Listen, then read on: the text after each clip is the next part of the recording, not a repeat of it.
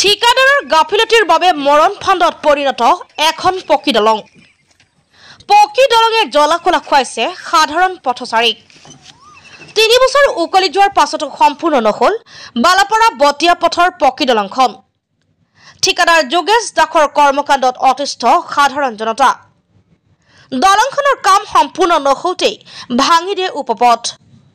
অসম্পূৰ্ণ অৱস্থাত দলংখন এৰি 3 মাহে ঠিকাদাৰ যোগেশ দাসৰ সন্ধান নাই বুলি অভিযোগ উত্থাপন কৰিছে সাধাৰণ ৰাইজে। অতি ব্যস্ততাপূৰ্ণ দলংখন অতি সোনকালে সম্পূৰ্ণ কৰিবলৈ দাবী উত্থাপন কৰিছে স্থানীয় ৰাইজৰ লগতে সাধাৰণ পথচাৰীসকলে। এইটোতো আমি কৈয়ে আছো, ইয়াতে স্কুলৰ ল'ৰা ছোৱালী অহা যোৱাত অসুবিধা হয়, বজাৰত যোৱা অসুবিধা হয়, আমাৰ বিশেষ প্ৰব্লেম হৈছে দলংখনৰ কাৰণে।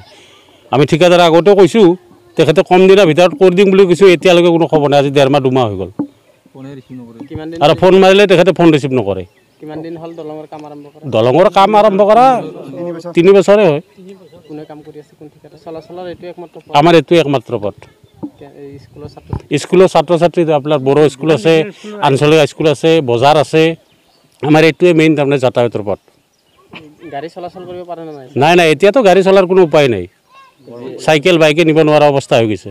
যিটো উপপথ আছিল এইটো খান্দি দিয়া বুলি শুনিছোঁ।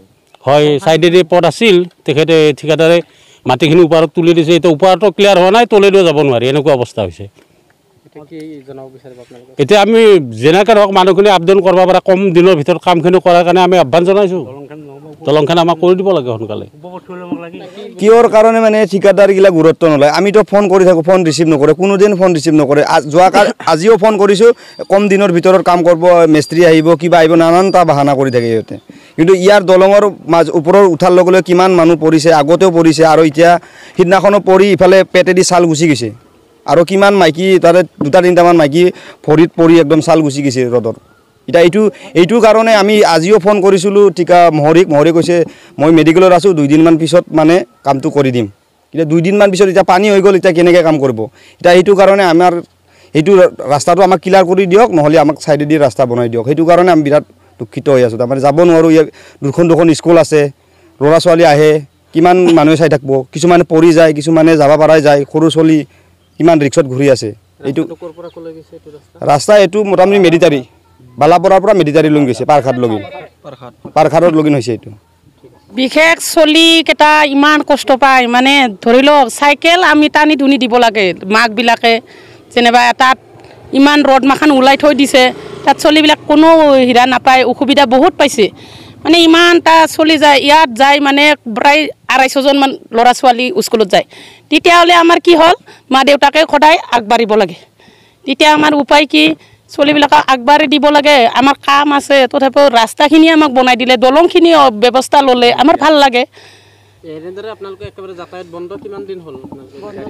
গাড়ী চাৰি যাব নোৱাৰা। আজি বৰষুণ মাৰবাৰ পৰা মানে চাইডেদি যেতিয়া ৰাস্তা দিলে, তেতিয়া বৰষুণ পৰি ৰাস্তাটো মানে পানী পৰিলে, তেতিয়া যাব নোৱাৰে, চাইকেল যাব নোৱাৰে, গাড়ী যাব নোৱাৰে, আকৌ মানুহো যাব নোৱাৰা হেন।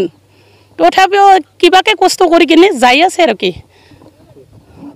আচ্ছা, বিশেষকৈ মোৰ সন্মুখত দলংটো থাকি বেয়াই লাগছে। বহুত ল'ৰা ছোৱালী পৰি যাই থাকে।